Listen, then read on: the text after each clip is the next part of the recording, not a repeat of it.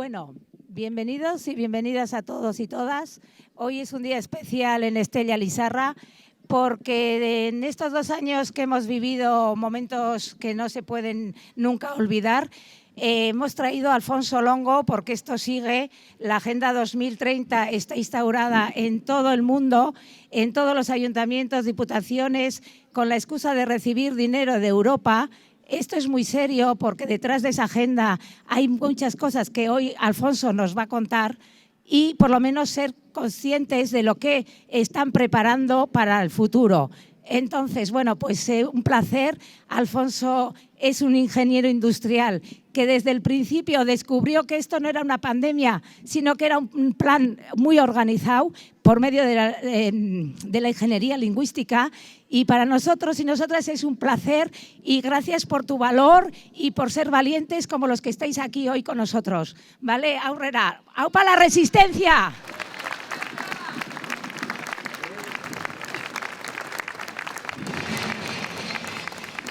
Egunon guztioi, gaur gurekin Alfonso Longo kidea dugu.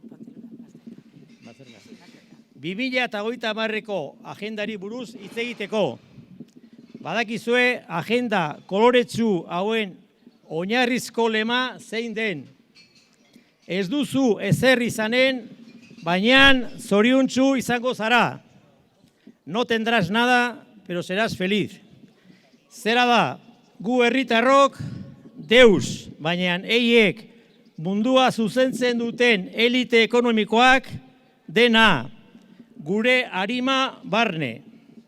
Esklabo eta triste nahi gaituzte, eta jarri nahi diguten diktadura honi guk esaten diegu. Bizi pozari, bai. Askatasunari, bai. Osasunari, bai. Eta nola ez, bizitzari, bai. Osasuna eta askatasuna. Eskerrik asko eta zuekin Alfonso Longo.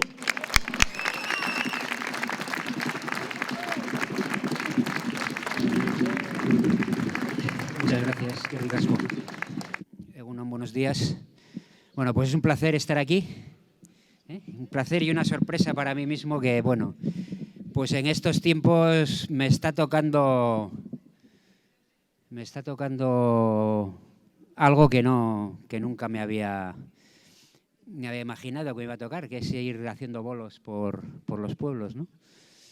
Es estupendo. La verdad es que os lo agradezco mucho y os agradezco a todos los que estáis ahí escuchando. Y bueno, pues ya hace algún tiempo alguien me pidió que hablara de la Agenda 2030, que hasta no hace mucho era casi un tabú. Incluso mucha gente de lo que llamamos resistencia o disidencia o como, bueno, ya nos entendemos, pues no le gustaba que pusieras en causa algo tan bonito y tan colorido y tan guay. Pero bueno, ya hace un tiempo la gente empezó a interesarse de saber qué es lo que hay realmente, ¿no? Qué es lo que hay realmente detrás de esta agenda. Y me pidieron pues que hablara de ello. Y bueno, pues organicé una charla que nunca es igual, evidentemente, pero sí que tiene pues un hilo conductor, ¿no? Yo suelo comentar que un dato, una información no es nada si uno no conoce el contexto. El dato necesita del relato, del contexto que le da sentido. Es como el sillar de una catedral, ¿no? Un sillar aislado no significa nada si no tienes los planos de la catedral.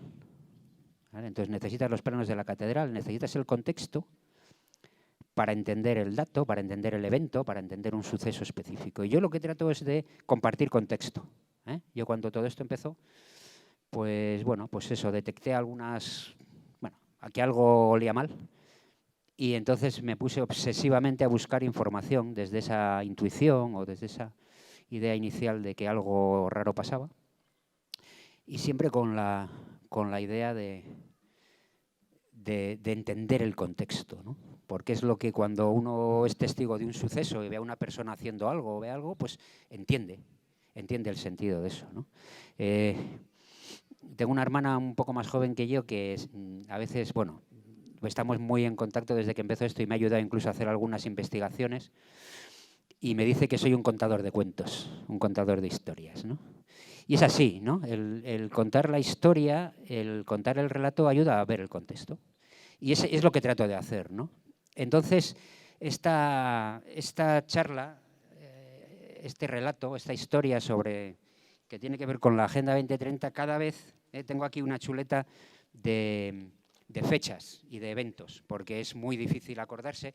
Cada vez la voy empezando un poco más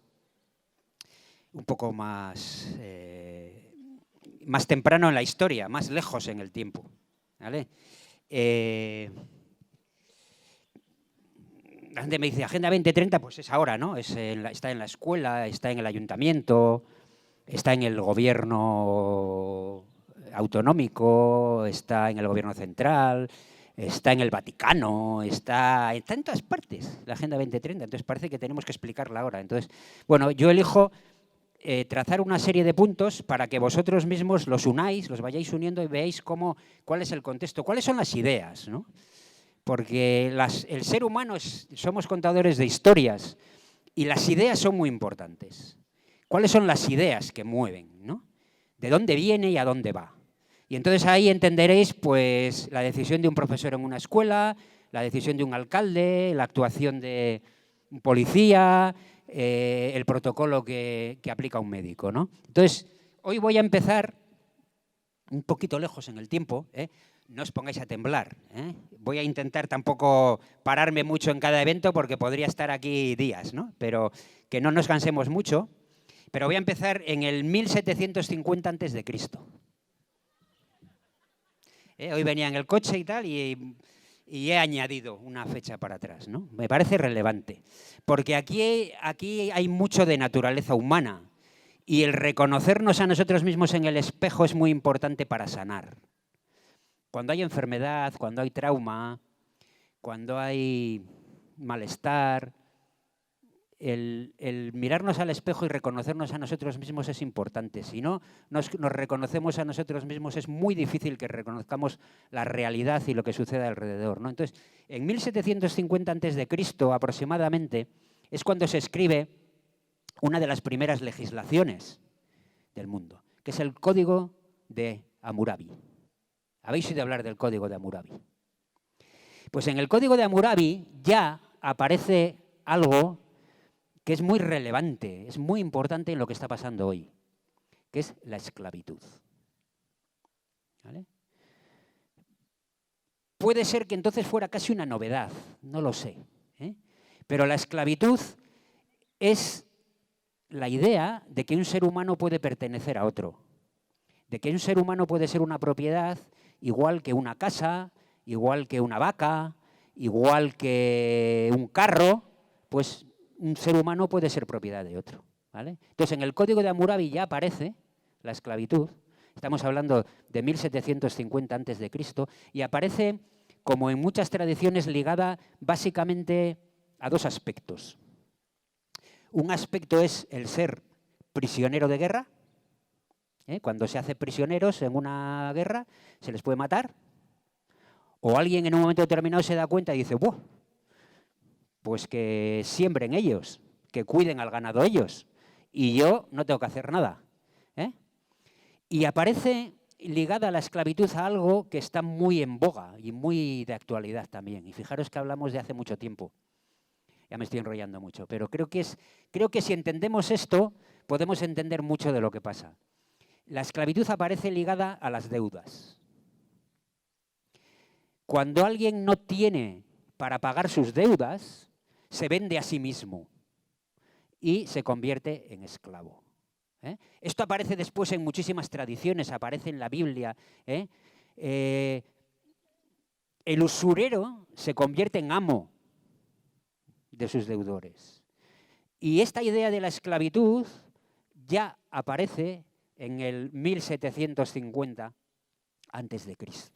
Estamos hablando de 4.000, de 5.000 años. Estamos hablando de que hay algo en nuestra forma de vivir como especie, como sociedades, que lleva a una pulsión potente al ser humano por controlar a otros, por ser dueño de otros.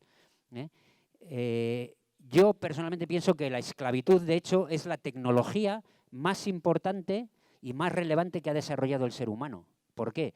Porque si tú eres dueño de otro ser humano, eres dueño de algo hiper sofisticado. Algo que prácticamente, pues en el universo habrá, digamos, elementos parecidos en complejidad, pero ¿no? O sea, ser dueño de un ser humano es ser dueño de lo más complejo que tenemos a nuestro alcance, ¿vale? Y ese es entonces, claro, ya vemos que en las economías, en las sociedades, la esclavitud es un elemento fundamental. En todos los imperios que ha habido posteriormente, prácticamente, la esclavitud ha sido un elemento fundamental. El imperio para sostenerse necesita que un porcentaje de la población sean esclavos. Es decir, sea gente que pertenece a otros y que no tiene nada. Y hasta se les puede hacer felices, ¿vale? No tendrás nada y serás feliz, ¿vale? Serás mi esclavo, ¿vale? Esa idea, ¿verdad? Idea fundamental. Nos gusta creer que la esclavitud es algo del pasado, pero yo recuerdo cuando todavía no me habían censurado en LinkedIn, no me habían eliminado. LinkedIn es una red social como Facebook, pero es profesional. Y yo tenía bastante actividad en esa red hasta que me echaron. Y antes de echarme, se me ocurrió escribir: la base de nuestra economía, de nuestra socioeconomía, es la esclavitud. Y se montó un pitote que no os podéis imaginar. Empezó a entrar gente de Sudamérica, un montón de gente a debatir y la gente como muy alterada. Yo dije, algo he tocado. Esto era bastante antes de que empezara la COVID, ¿eh? Esa intuición que yo he tenido de ir de aquí para allá también en organizaciones, en empresas, y decir, aquí hay algo. O sea, cuando alguien tiene que trabajar 30 años para pagarse un apartamento de 30 metros, ¿qué es eso? ¿Cómo se llama? ¿Vale? 280 antes de Cristo. Voy avanzando porque si no os tengo aquí hasta la noche. 280 antes de Cristo. Un señor que se llama Lisi, nace Lisi. ¿Quién era Lisi en el 280 antes de Cristo? Fijaros que ya había pasado, ya había llovido desde el Código de Hammurabi, ¿eh? Pero Lisi era chino. Lisi fue un genio que montó prácticamente, fue el primer ministro del primer emperador chino.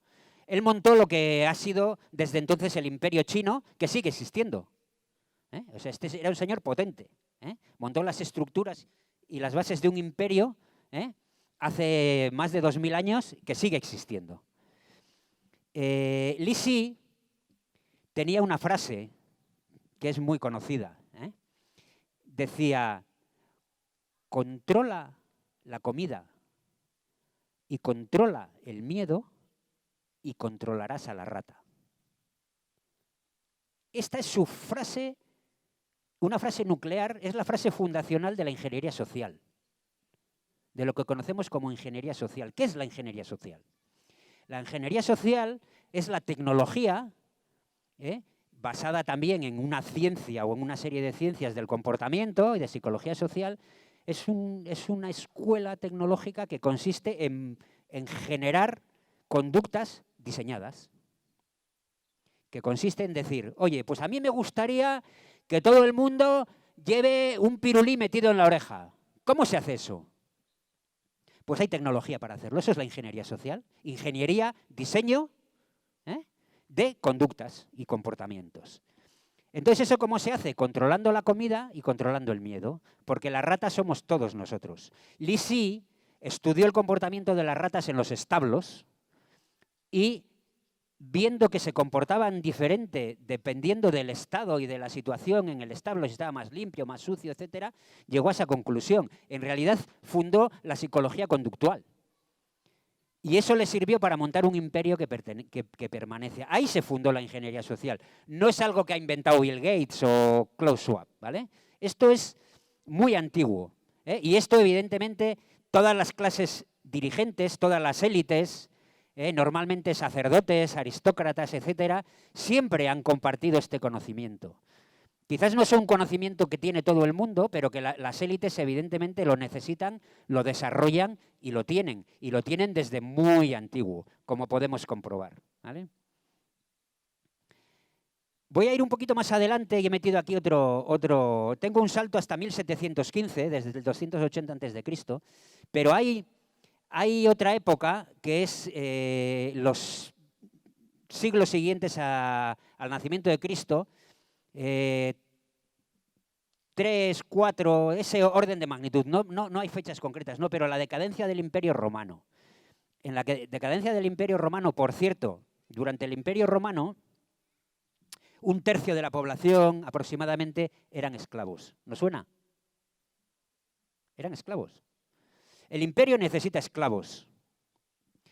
Y durante el Imperio Romano seguramente había profesiones que pueden tener apariencia de profesión liberal, yo que sé, cocinero. El cocinero en una granja de un patricio romano, pues podía ser perfectamente un esclavo, ¿vale? Y había pues todo un mercado de esclavitud, incluso el propio esclavo, había esclavos que se hacían ricos, pues por ejemplo, yo que sé, pues corriendo en las carreras de cuadrigas y compraban su libertad. Para ellos la esclavitud era algo normal, ¿vale? En la decadencia del Imperio Romano sucede algo interesante, y es que hay abundantes esclavos y sobra mano de obra libre. ¿Qué hace el Imperio Romano? Da bonos de pan y circo. ¿Sabéis cómo se llama eso ahora? Renta básica universal. Generas dependencia, controlas la comida y controlas a la rata. No es un invento actual. Las clases dirigentes, al final, consciente o inconscientemente, recurren a los mismos patrones a lo largo de la historia. Y sucede algo muy interesante, que es durante una época de la caída del Imperio Romano, de la época de declive, hay una bancarrota. Allí también lo que se hace, en lugar de imprimir moneda de monopolio, como hacen los bancos centrales actualmente, ellos lo que hacen es quitar metales preciosos a la moneda, para que haya más moneda. Y entonces se produce inflación, aumentan los precios, ¿vale? Entonces se produce una crisis brutal, nos suena, ¿vale? ¿Qué hace el imperio? Pues el imperio lo que hace es genera catastros para controlar las propiedades y recoger impuestos. Genera gremios de artesanos, de comerciantes, de profesiones. ¿Para qué? Para recoger impuestos. Inventa la pertenencia de la persona a la tierra, que ya no es esclavo, pero se llama siervo de la gleba. Entonces hace una serie de cosas que consisten en controlar a saco. ¿Para qué? Para recaudar, para extraer riqueza de abajo y llevarla arriba. Incluso generan algunas figuras en las que en determinadas poblaciones o zonas las personas que tienen más responden de los que no pueden pagar los impuestos. Y si aquel, yo qué sé, si tu primo no paga, pagas tú. Entonces, el imperio se convierte en una máquina brutal de saqueo. ¿Nos suena? De extracción. ¿Por qué? Porque no se sostiene, ¿vale? 1715. Hay un señor, ya veis que son puntos que están conectados por las ideas, ¿vale? Y por algunos eventos que suceden y que podemos reconocer en otros momentos de la historia. Hay un señor que se llama Juanito Ley, John Lowe, ¿vale? Hijo de un orfebre escocés. Los orfebres tenían cajas fuertes para guardar oro, plata, etcétera. Y al tener cajas fuertes podían guardar dinero. Y al guardar dinero se acaban convirtiendo en prestamistas y usureros. Y de prestamistas y usureros acaban siendo banqueros. Nunca sucedió al revés. O sea, no es que los banqueros se corrompan y se hagan usureros, ¿vale? Nunca. Acordaros, ¿cómo se convierte en un esclavo? O siendo preso de guerra o teniendo deudas, ¿vale? ¿Con quién tiene uno deudas? Con quien le presta el dinero, el usurero. Bueno, John Lowe, Juanito Ley, era hijo de un orfebre, en Inglaterra, él era jugador y pendenciero, y en una reyerta en Inglaterra, en un duelo, de hecho, mató a una persona y se tuvo que escapar. Se marchó a los Países Bajos, allí estudió las prácticas de banca y comerciales de los comerciantes holandeses. En aquella época había compañías de las Indias, que habréis oído hablar. Las compañías de las Indias eran compañías estatales que básicamente eran empresas de saqueo. Tenían incluso ejércitos, pues no sé, la compañía de los Países Bajos podía tener 10.000 hombres. Tenían ejércitos mayores que los de los estados y se dedicaban a saquear el mundo, ¿vale? Y evidentemente en el país de origen generaban riqueza importante. Entonces había prácticas comerciales y de banca que John Law, Juanito Ley, estudió y se fue a Francia y le convenció al rey de poner el primer banco central en Europa. Puso un banco central que imprimía la moneda. ¿Os suena? Es lo que hace la Reserva Federal Americana, que es un banco privado, de hecho, ¿vale? Entonces, John Law empezó a imprimir moneda y además empezó a vender acciones de una compañía de Indias, que era la compañía de Orleans, y a hacer un plan de marketing para convencer a todo el mundo de que comprara acciones. Entonces, él llegó a tener en el mismo edificio el Banco Central que imprimía la moneda y el lugar donde se generaban las acciones de la compañía de Indias. Entonces, con el dinero que se hacía arriba, se compraban las acciones abajo. Entonces, empezó a haber, digamos, como una burbuja en la que la gente invertía su dinero, digamos, entregaba su oro, recibía dinero, con ese dinero compraba acciones, porque aquello tenía unos potenciales de beneficio brutales, pero era todo mentira. Aquella compañía era un bluff y hubo un momento en que John Law dijo, ostras, además se había imprimido dinero a saco y aquello no se sostenía. Porque sabéis que cuanto más dinero imprimas, lógicamente, cada pieza vale menos. Es lo mismo que quitar el oro de la moneda, ¿vale? Entonces, cuando aquello ya estaba a punto de reventar, porque la gente se empezó a dar cuenta de que aquello de la compañía de Orleans era un bluff, ¿qué hizo John Law? Recogió a todos los mendigos de París, los vistió con ropa de trabajo y les dio picos y palas y los hizo desfilar. Para que la gente creyera que iban a trabajar a la compañía de Orleans. Y sostuvo la burbuja. ¿Vale? Sostuvo la burbuja. ¿Os suena? Historias, medios de comunicación, propaganda. ¿Vale?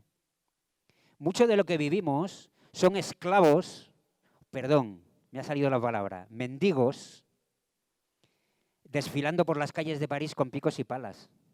Propaganda pura, historias para que la realidad siga el curso que uno quiere. ¿Qué pasó? Que sostuvieron la burbuja, pero ya a la segunda que lo hicieron la gente ya no se lo creyó y la burbuja estalló. John Law tuvo que huir, murió en Venecia y aquella burbuja produjo años de pobreza, incluso de hambruna en Francia, incluso en otros lugares de Europa. Y eso acabaría a finales del siglo 1789 con la Revolución Francesa. John Law, hasta no hace mucho, en su descripción de Wikipedia, aparecía, digamos, con rasgos de timador, porque lo que hizo básicamente fue una de las primeras burbujas que han sucedido en la historia, ligada a un banco central, además. Hoy en día, si vais a Wikipedia y veis el perfil de John Law, aparece como un héroe. Dice que, claro, él estaba interesado en generar riqueza. Él pensaba que el dinero no era, o sea, que el oro y los metales preciosos no eran importantes y por eso generó una de las primeras monedas sin patrón oro, que era puro papel. Y se montó lo que se montó. Después, siempre que se ha hecho eso, ha vuelto a pasar lo mismo. Es lo que está pasando actualmente, ¿no? Aquella historia de John Law en Francia, que duró 5 años, es muy parecida a lo que está pasando hoy. Tiene todos los ingredientes. Todos los ingredientes. Entonces pasó en 5 años y era Francia. Y seguramente Francia en aquellos días en gran medida era París. Pero ahora es el mundo y evidentemente en vez de 5 años pues son 50. ¿Vale? Pero el proceso es muy similar. Es muy similar. Es un banco central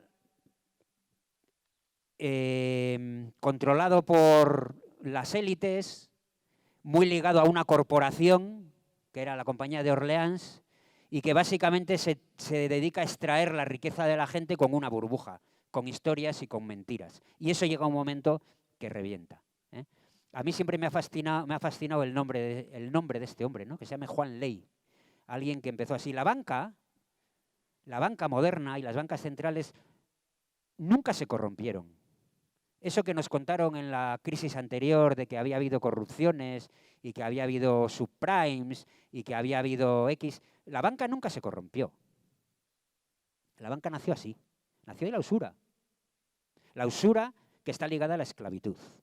¿Vale? Firma esta hipoteca y sé mi esclavo durante 20, 30, 40, cada vez más años, ¿verdad? Antes las hipotecas eran a 15 y ahora hay hipotecas que se pasan a los herederos.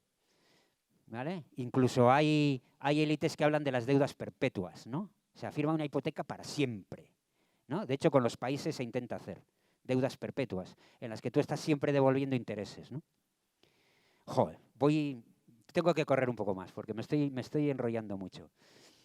1769. Hay un señor que se apellida Bauer, en Alemania. Bauer se dedica a lo mismo que el padre de John Law. Es un orfebre prestamista. Presta dinero a la nobleza para contratar mercenarios para guerras. ¿Vale? En 1769, él tiene un escudo en la puerta de su despacho, de su oficina, un escudo rojo. ¿Os suena? Un escudo rojo. Y cambia su apellido de Bauer a Rothschild. ¿Vale? Rothschild es el escudo rojo. Y se convierte en el patriarca de una familia que tiene 5 hijos y a esos 5 hijos los manda a diferentes ciudades de Europa. Había globalistas ya entonces. Ya había globalistas. A continuar el negocio bancario de la familia. Son los Rothschild. Yo cuando era pequeño yo soy de una familia muy humilde, que siempre andaba, vamos, así. ¿Vale?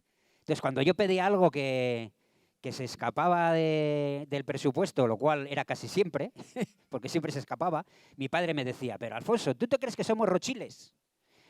Y yo pensaba que Rothschilds venía de derrochador. ¿Vale? Claro, venía de Rothschild, ¿no? O sea, la sabiduría popular desde hace siglos sabe quiénes son los Rothschild. Los Rothschild son los dueños del mundo. ¿Por qué?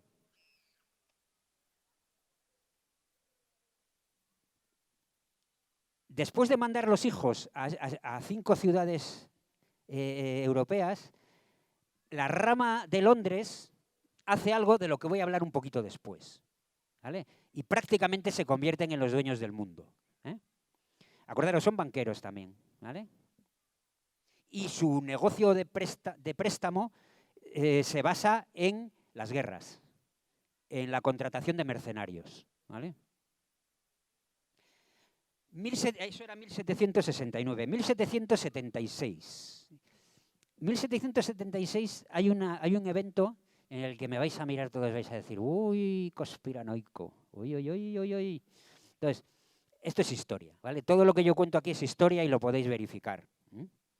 Hay un evento que es muy interesante. Hay un señor que se llama Weishaupt, también en Alemania, curiosamente. Weishaupt es un profesor en una universidad jesuita y él decide montar lo que hoy se llaman think tanks, ¿no? Un think tank es un sitio donde la gente se junta a reflexionar cómo quiere que sea el mundo y luego, como normalmente en los think tanks hay gente influyente, pues son capaces de influir para que el mundo se dirija hacia donde ellos quieren. Se llama ingeniería social. Think tanks. Entonces eran sociedades secretas. ¿Vale? Entonces él monta una sociedad a la que se conoce inicialmente como los perfectibles. ¿Qué son los perfectibles? Los perfectibles es un grupo que inicialmente son unos pocos estudiantes de Weishaupt, pero que enseguida se empiezan a unir gente muy influyente, nobles, comerciantes, gente con dinero, que normalmente es una herramienta de influencia bastante potente. Acordaros, controla la comida. Entonces, los perfectibles tienen unas ideas que son muy interesantes porque tienen que ver con la hermandad universal, acordaros, globalismo, y tienen que ver con una idea que es muy importante tenerla en cuenta porque está muy presente hoy, ¿no? Que es el perfectible. ¿Qué quiere decir? Podemos perfeccionar al ser humano. Podemos hacer que el ser humano sea perfecto. Claro, eso parte de una idea que es que el ser humano es imperfecto. No me gusta el ser humano, ¿vale? Entonces ellos dicen algo así como el ser humano llegará a ser feliz y llegará a ser libre, pero antes tiene que ser bueno, ¿vale? Cuando pensamos que un niño es bueno, ¿qué pensamos? Que es obediente. Decimos, ¿qué niño más bueno? ¿Verdad? Es obediente. Cuando el ser humano sea obediente, luego podrá ser libre y podrá ser feliz. Esa es la idea de los perfectibles, ¿no? Esa idea, la bondad universal, cosas como muy guays, ¿no? La bondad universal, la hermandad universal y el acceso al conocimiento, a la luz. Posteriormente se les conoció como los Illuminati. Infiltraron la masonería, luego fueron ilegalizados, pero bueno, hay rastros de cómo van influyendo después a lo largo de la historia, al menos sus ideas, ¿vale? La idea de los perfectibles. La idea de los perfectibles está del perfeccionamiento está ligada a algo que veremos más tarde y que está en la Agenda 2030, que es el transhumanismo, ¿vale? Y la bondad universal está ligada a ese color de arcoíris de la Agenda 2030, ¿vale? 1798, a ver si corro un poco más, que me quedo mucho en cada... Pero es que están llenos de elementos que nos hacen comprender el contexto de lo que pasa hoy. Aparece en 1798 un clérigo británico que se llama Malthus, ¿vale? Malthus, influido por diferentes fuentes, llega a una conclusión. Dice, somos demasiados. Hay demasiada gente en el mundo. Fijaros, esto es de 1798, ¿eh? Y él dice, esto no es sostenible. Esto no es sostenible. Demasiada gente. Y escribe un libro que se llama Los principios de población. ¿Qué dice él? Dice, vamos a ver, en la Tierra hay unos recursos que son limitados. Y esos recursos crecen linealmente, crecen, digamos, despacio. Mientras que la población, fijaros, es que hay mucha chusma, ¿eh? Hay mucha chusma que se reproduce como conejos. Dice, la población crece muy rápido, demasiada gente. Se van a acabar los recursos, ojo que se acaban los recursos, ¿vale? Y esa es una idea que nace ahí, seguramente no nace, sino que, bueno, evoluciona de otras, ¿no? Pero se queda ahí la idea de que no es sostenible, demasiada gente para pocos recursos. ¿De dónde lo saca Malthus? Pues básicamente es un invento, porque él no puede tener datos de que eso está pasando. Él no puede tener una base científica para decir eso, salvo que no le guste mucho ver tanta chusma alrededor. Claro, porque él evidentemente pertenece a las élites y pertenece a unas élites que en esos momentos al final son imperiales, son imperio británico, ¿vale? Unas élites que piensan que la gente pobre sobra, ¿vale? Demasiada cantidad. 1815, batalla de Waterloo. ¿Vale? Aquí volvemos a los Rothschild. ¿Cuándo los Rothschild dan su golpe de mano? En la batalla de Waterloo, la rama británica de la familia, no me acuerdo el nombre creo que era Nathan o algo así, no me acuerdo bien. Tengo muy mala memoria, nombres y fechas, ya veis que muy mal. Bueno, él ya ha entendido lo que es utilizar la información. Entonces, él manda espías a la batalla de Waterloo, donde Napoleón es derrotado. Entonces, él se entera antes que nadie de que Napoleón, él se entera en Londres de que Napoleón ha sido derrotado. Pero decide propagar la noticia de que Napoleón ha ganado. Claro. Fijaros, ¿no? Esa idea de propagar historias, ¿no? Historias que simplemente son cuentos que me favorecen. Controla la comida y controla el miedo y controlarás a la rata. ¿Qué pasa? Que en Londres cundió el pánico, la bolsa de Londres se vino abajo y Rothschild lo compró todo. Barato, barato. Barato, barato. Cuando llegó la noticia real, un día después, unas horas después, él ya se había hecho el dueño de Inglaterra. Porque evidentemente las acciones volvieron a subir y ¿a quién pertenecían las acciones? A Rothschild. Este hombre llegó a decir, dadme el control del dinero y me dará igual quién gobierne en un país. ¿Vale? Esa es la frase fundacional de los bancos centrales. Los bancos centrales, que mucha gente piensa que son estructuras públicas, por ejemplo, la Reserva Federal Americana, es una entidad privada. ¿Vale? En los que, bueno, podemos investigar si los Rothschild siguen teniendo participación, ¿verdad? Entonces, aquí es donde los Rothschild ya se hacen con el mundo, porque esto es 1815. A mediados del siglo XIX, la familia Rothschild podía ser dueña de la mitad de la riqueza del mundo. ¿Vale? Y pobres ahora no son. 1859, Darwin. Darwin publica El origen de las especies. Darwin era un señor que había observado y dice, bueno, pues aquí la biología se desarrolla evolucionando con un modelo que consiste en que hay mutaciones, cambios espontáneos y la propia naturaleza los elige. Por ejemplo, de repente hay un cambio espontáneo al azar, que una persona nace con 3 orejas a los lados y una en la nuca, ¿no? Y luego resulta que esa persona, joder, pues se orienta mejor, o sea, escucha mejor cuando viene un león a comerle. Y entonces, claro, como lo escucha, sobrevive más que los que tienen 2 orejas. Entonces, vive más tiempo, tiene más hijos, los hijos tienen 3 orejas y al cabo de unas generaciones ya todo el mundo tiene 3 orejas, porque los de los 2 orejas se han extinguido. Y así funciona la evolución, según Darwin. ¿Vale? Mutación, selección, mutación, selección. Y bueno, esa teoría tiene una gran acogida, tiene una gran acogida y se convierte en una de las teorías científicas más importantes de la historia de la humanidad. Pero este aquí, que Darwin tiene un primo que se llama Sir. Aquí siempre son Sir, Aquí no es el panadero o el que limpia la alcantarilla o el que limpia las chimeneas o... No, aquí siempre es Sir. Estamos hablando siempre de élites, y de élites que tienen mucho que ver con los imperios, y en concreto con el Imperio Británico. Entonces, Darwin tiene un primo que es Sir Francis Galton, que Galton coge lo que había dicho Malthus, se fija en lo que dice Darwin y dice, pues ya está, ya tengo la solución. Lo mismo que pasa en la naturaleza, con la teoría de la evolución, pasa con la gente.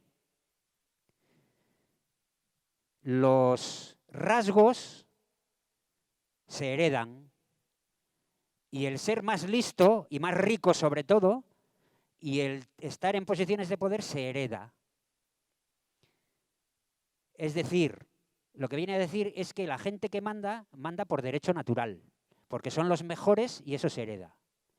Y si yo soy Sir, mi hijo tiene que ser Sir. Y implanta lo que se llama el darwinismo social. ¿Por qué? Porque dice, hombre, si los rasgos se heredan, podemos seleccionarlos. Podemos potenciar que se reproduzcan los listos y los buenos y los mejores y que no se reproduzcan y se reduzcan la chusma. Y le preguntas, oye, ¿y quiénes son los mejores? Y dice, nosotros. ¿Quién va a ser? Se llama eugenesia. La eugenesia es la selección de los rasgos positivos de la gente, ¿vale? Es el darwinismo social, ¿vale? Y nace con Galton, que habla del genio hereditario. El genio hereditario, ¿vale? Básicamente, esto para un imperio y para una clase dirigente es muy útil, porque básicamente lo que establece es un sistema de castas y ellos se establecen como los brahmanes, ¿no? Como en el hinduismo. Los brahmanes son los que dominan, por supuesto es una casta hereditaria, y abajo están los intocables, los que limpian la mierda, los que limpiamos la mierda, los intocables. Distancia social, no os toquéis, ¿vale? Y eso es lo que se funda con Galton, que ya veis que recoge las ideas de Malthus y las ideas de Darwin aplicadas a la sociedad, ¿no? Eugenesia, darwinismo social es ingeniería social, ¿vale? La élite decide cómo tiene que ser la sociedad y dónde tiene que estar cada uno. 1884. Un matrimonio siempre son clases dirigentes, nunca son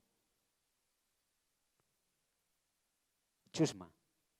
El matrimonio Webb monta otro think tank. ¿Os acordáis de los Illuminati? Pues montan un think tank que además tiene ciertas concomitancias organizativas con los perfectibles,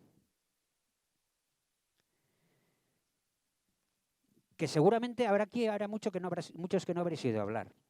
Levantar la mano. ¿Quién ha oído hablar de la sociedad fabiana? Ya empieza a haber más gente, ¿eh? Poco a poco. Esto no se enseña en las escuelas, no se enseña en la historia. La sociedad fabiana es una sociedad discreta de aristócratas, básicamente, de gente de élite, evidentemente hay intelectuales, etcétera, que su nombre viene de un general romano cuya estrategia era la paciencia, estarse quieto. La sociedad fabiana es la paciencia.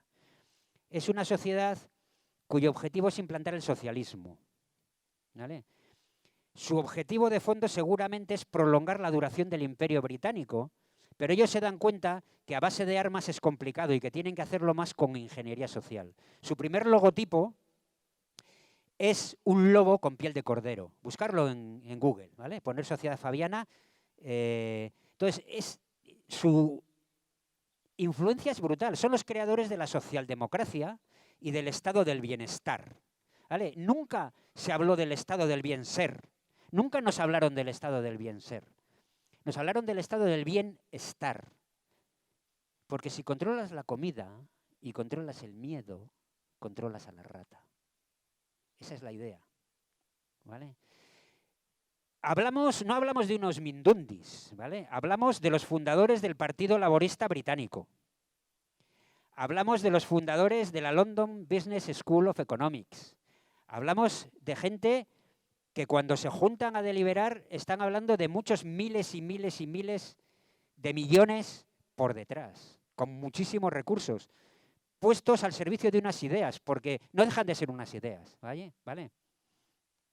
Entonces, estos son los fundadores de la socialdemocracia, que en realidad ese estado de bienestar es una fase intermedia para domesticar. El hombre llegará a ser feliz y libre, pero antes tiene que ser bueno. Antes lo tienes que domesticar, ¿vale? Cuando uno quiere que un oso baile en un circo, antes le tiene que romper el alma, le tiene que domesticar, ¿vale? 1936. Ya nos vamos acercando, ¿eh?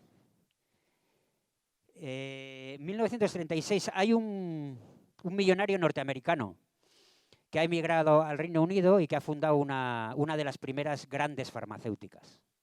Se llama Mr. Welcome, ¿vale? El señor bienvenido, ¿eh? El señor bienvenido funda en 1936 el Wellcome Trust. Es como una fundación. ¿Habéis oído hablar de la fundación Bill y Melinda Gates? ¿Cuántos habéis oído hablar? Todo el mundo. ¿Cuántos habéis oído hablar del Wellcome Trust? Casi nadie. No se enseña. El Wellcome Trust es una fundación, al final, de unas dimensiones similares a la fundación Bill y Melinda Gates, y es la entidad más importante en el mundo de investigación biomédica. ¿Vale? Tiene una característica, y es que se especializa en investigación genética. ¿Os acordáis del genio hereditario? Básicamente es una organización de perfil eugenésico que proviene de las primeras Big Pharma, ¿vale? Inicialmente ellos son los propietarios de la farmacéutica, de hecho, que deja el señor Wellcome. Aunque luego, bueno, pues las acciones se acaban vendiendo, etcétera. Esta fundación sigue existiendo, la Wellcome Trust. Como os digo, es de lo más importante que hay en el mundo en investigación biomédica, y son los que son depositarios, los que tienen los archivos de otra sociedad que fue la Sociedad Eugenésica Británica. Cuando se funda la eugenesia, cuaja, se expande por todo el mundo, digamos, occidental. Hay sociedades eugenésicas en todo el mundo, se considera una ciencia, la eugenesia,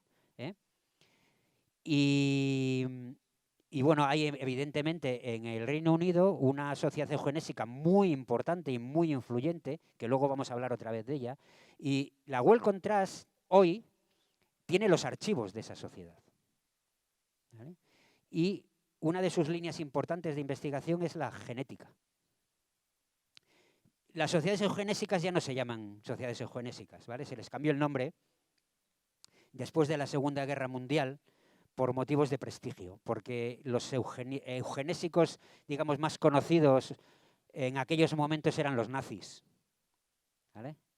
Y entonces no quedaba bien llamarse eugenésico, entonces se cambiaron el nombre, ¿vale? Por ejemplo, la Sociedad Eugenésica Británica, que sigue existiendo, podéis rastrearla, ahora se llama el Instituto Galton. ¿Os acordáis de Francis Galton?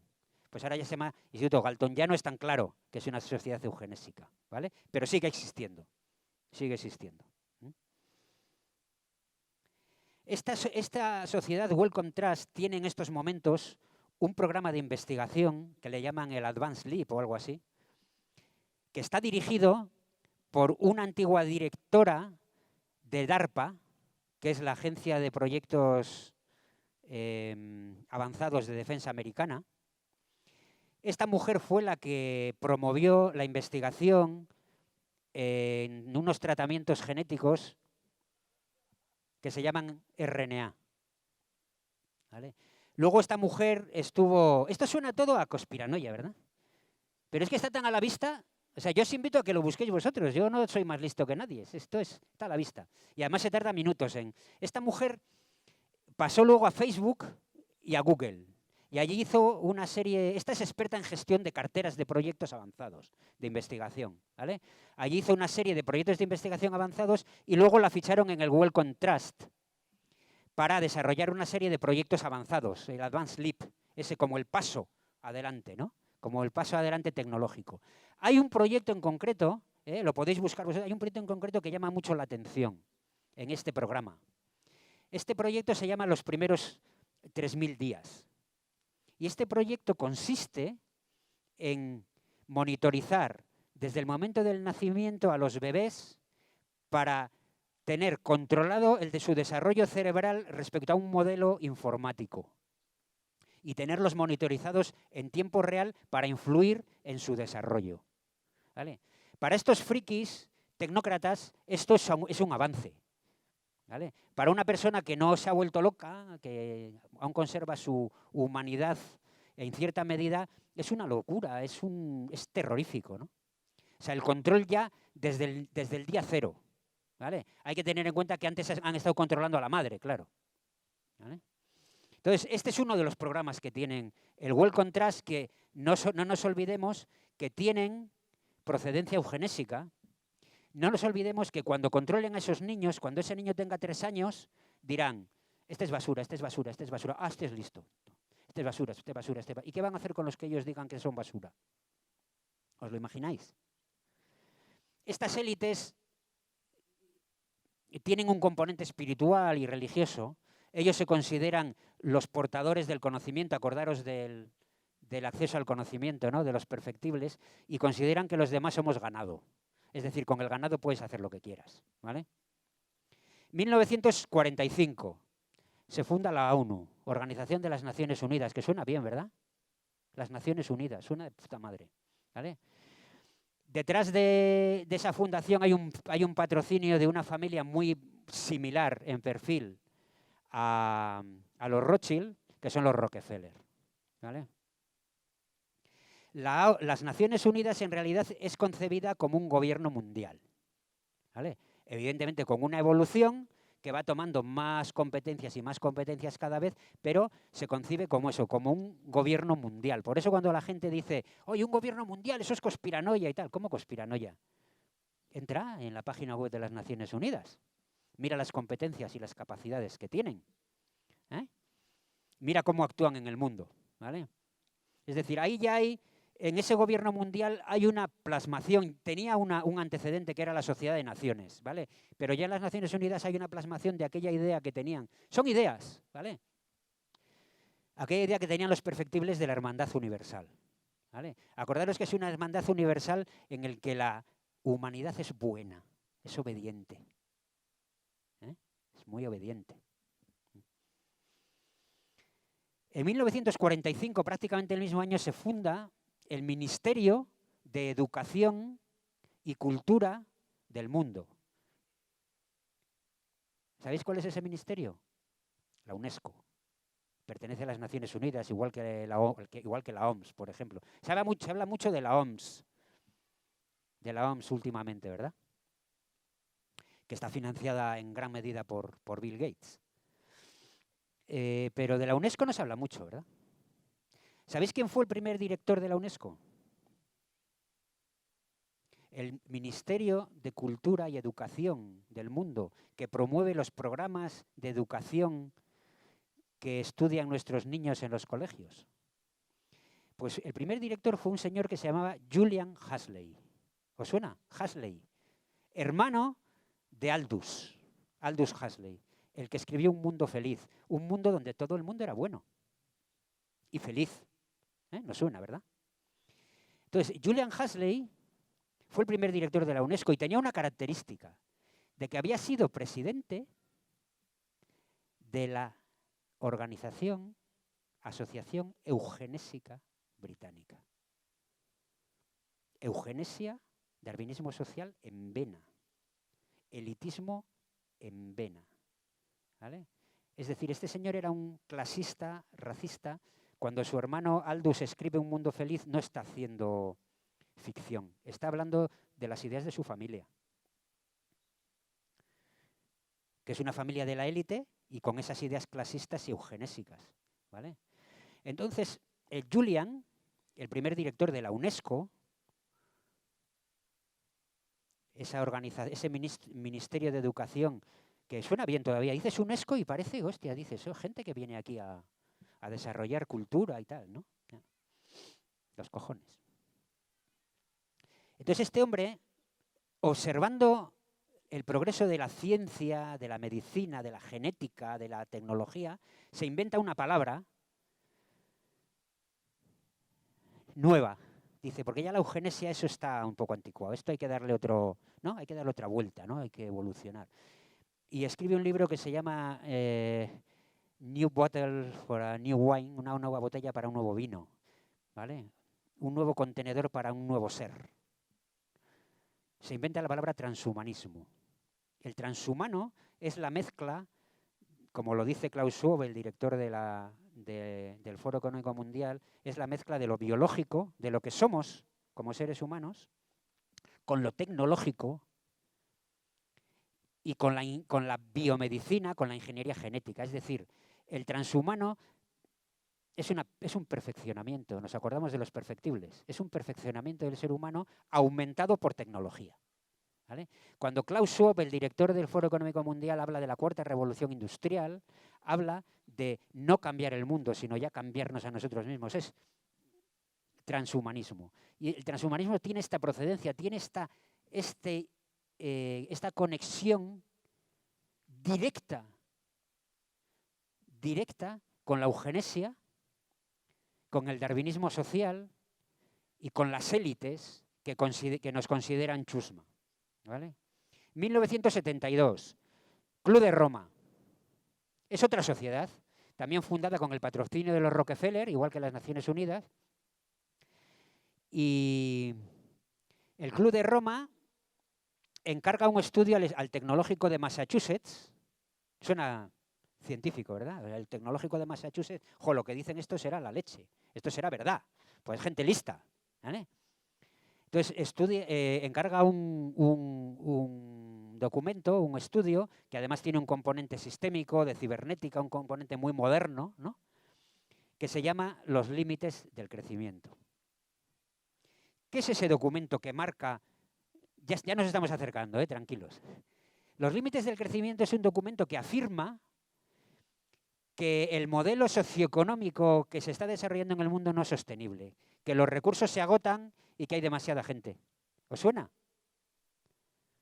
O sea, hay que irse al Tecnológico de Massachusetts para inventar la rueda, porque esto ya lo había dicho Malthus. Básicamente es un lifting de las ideas de Malthus. ¿Para qué? Controla el miedo y controlarás a la rata. ¿Qué hacían los clérigos en la Edad Media? Viene el apocalipsis. Vais a ir todos al infierno. Obedecedme. Haced lo que yo digo. Es lo mismo. Límites del crecimiento, la tierra se va a acabar. Obedeced, sed buenos. ¿Vale? Entonces, esto se escribe en 1972, marca muchísimo la ideología, las ideas futuras. De hecho, podréis encontrar seguramente grupos del Club de Roma. Seguro que alguno se reúne por aquí cerca, en algún sitio, porque hay por todas partes, ¿vale? Porque parece que es algo como guay. Seguramente mucha de la gente que se reúne ahí ni sabe lo que está haciendo, pues como el que participa en una actividad de la UNESCO o tal, no sabe el contexto, no sabe de dónde viene eso. Entonces, con toda su buena voluntad dice, oye, vamos a hacer el mundo sostenible, ¿vale? Esto viene de aquí, ¿vale? De que unos millonarios, unas élites, idean historias para controlar a la rata, para generar miedo, ¿vale? Entonces, a partir de ese documento que ya marca una ideología, en el 92, la Organización de Naciones Unidas, qué raro, ¿qué hace aquí la Organización de Naciones Unidas? Establece una cosa que se llama la Agenda 21. Ya estamos, porque la Agenda 21 es el contexto del siglo XXI donde está la Agenda 2030. La Agenda 2030 no es más que un hito intermedio. La Agenda 21, ¿qué es? Pues la Agenda 21 es, en apariencia, es la agenda que va a remediar los peligros que están reflejados en los límites del crecimiento. Va a hacer el mundo sostenible. Esa es la apariencia, ¿vale? Ya están apareciendo ideas de cambio climático. El cambio climático, creo que aparece esa idea del peligro por cambio climático en los años 70 del siglo pasado, pero al principio era enfriamiento. El mundo se está helando. Y cuando vieron que no colaba, porque hacía calor, dijeron, ¡buah! Se está calentando. ¿Vale? Controla el miedo y controlarás a la rata. ¿Vale? Entonces, en las Naciones Unidas se monta esta Agenda 21. Había una activista que había sido funcionaria en Estados Unidos, experta en ordenación del territorio, que ha estado muchos años dando conferencias por el mundo sobre la Agenda 21 de las Naciones Unidas y explicando lo que era realmente y lo que es. ¿Vale?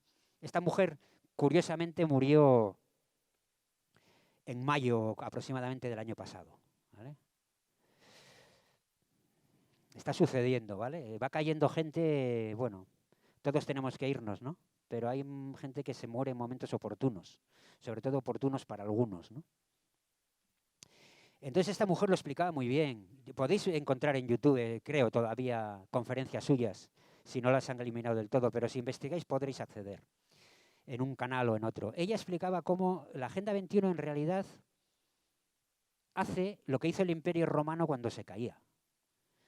El Imperio Romano se inventó los catastros para tener las propiedades controladas y recaudar impuestos, quedarse con cosechas. Es decir, el dueño de algo lo tiene que tener registrado, tiene que saber de qué es dueño, ¿vale? Entonces, ¿qué hace la Agenda 21? La Agenda 21 lo que hace básicamente es un inventario de todas las riquezas del mundo. A nivel de agua, a nivel de terrenos, a nivel de minerales, y establece toda una ordenación territorial que convierte el mundo básicamente en una fábrica. ¿Para qué? Para el saqueo final. Para que estas élites que vienen de las filosofías imperiales, ¿no?, se queden con todo. Entonces, para quedarte con todo, ¿qué tienes que hacer? Ponerle a todo su código de barra, su QR, registrarlo y tenerlo digitalizado. Y esa es la Agenda 21. Entre los recursos del mundo, un recurso muy importante son los recursos humanos, que es como se llama en las empresas a las personas, ¿vale?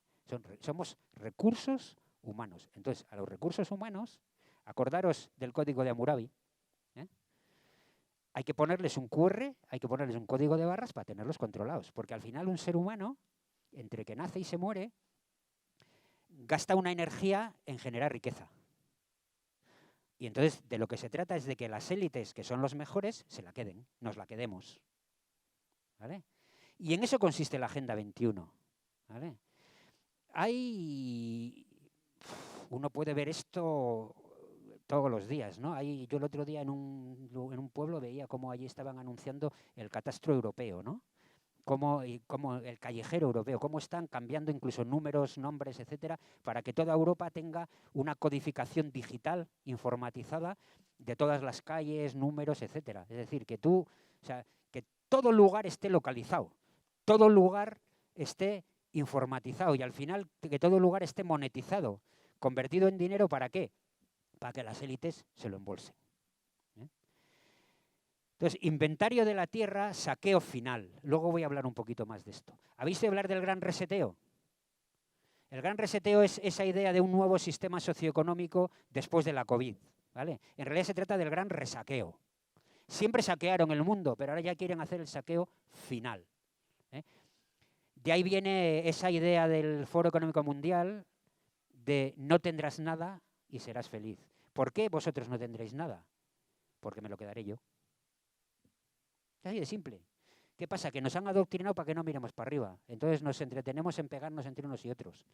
Y llega un momento que incluso gente de ciertas procedencias ideológicas dice, no tenemos nadie nada, esto es socialista.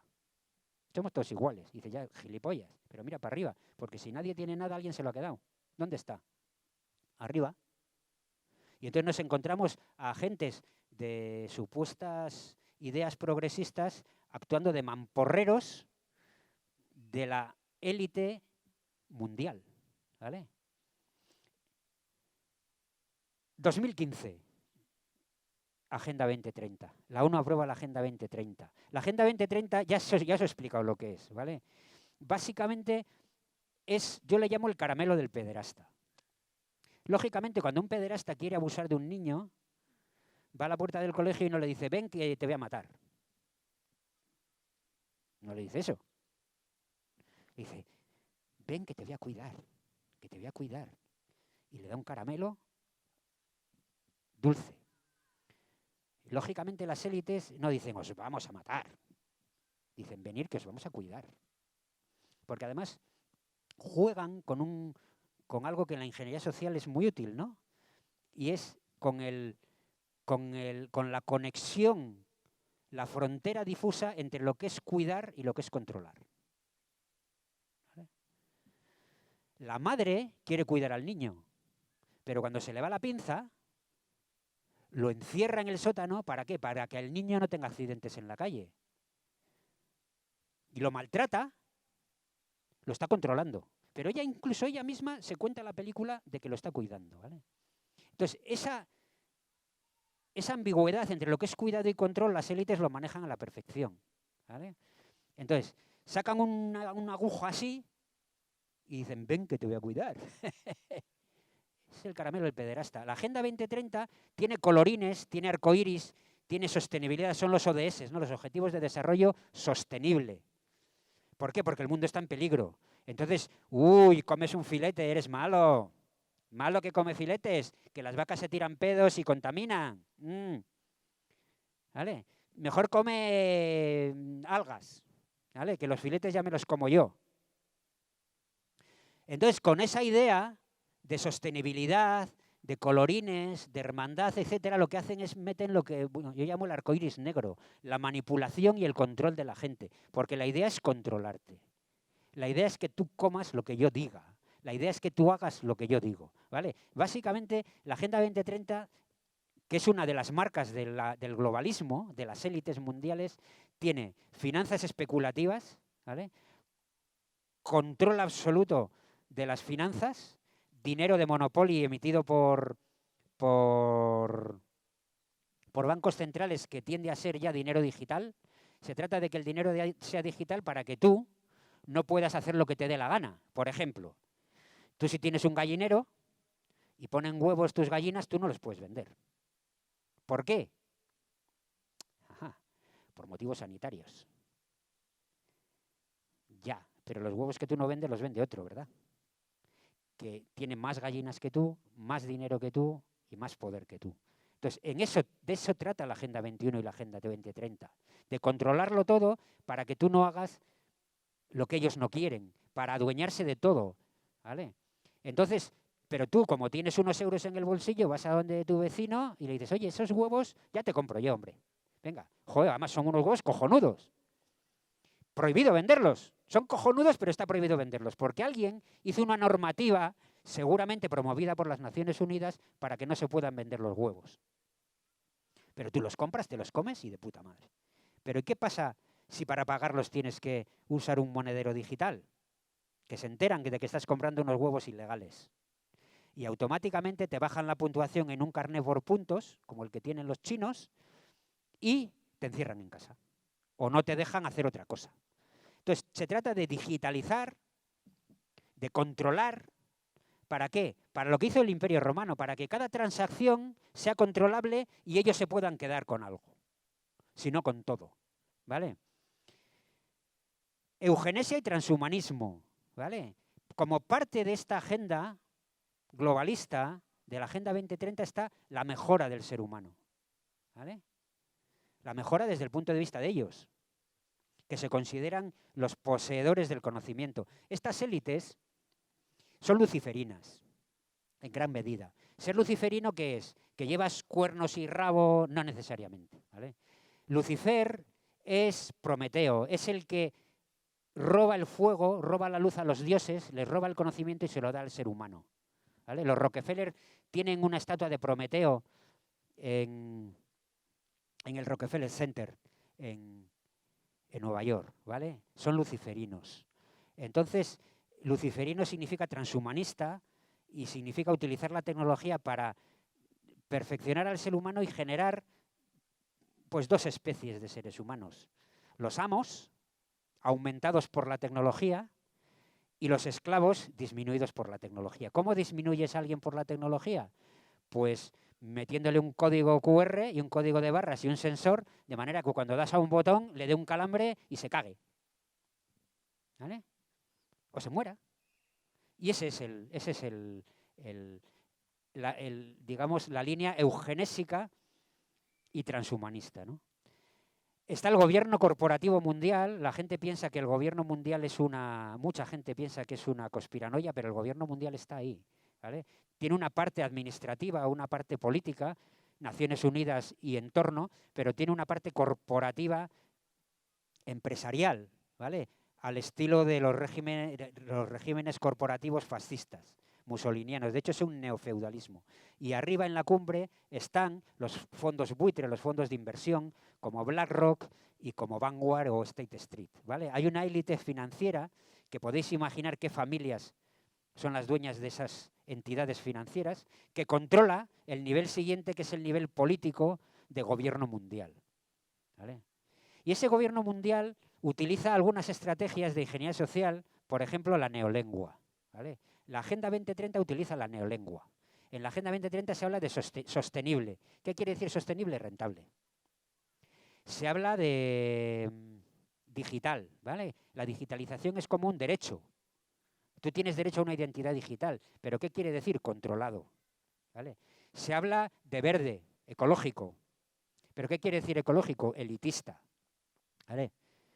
Los coches eléctricos básicamente son artículos de lujo carísimos, subvencionados por todos aquellos que no se pueden comprar un coche eléctrico. ¿Vale? Y así sucesivamente, ¿no? Cuidar, ¿no? El cuidado de la Agenda 2030. Ese cuidado es control. ¿Vale?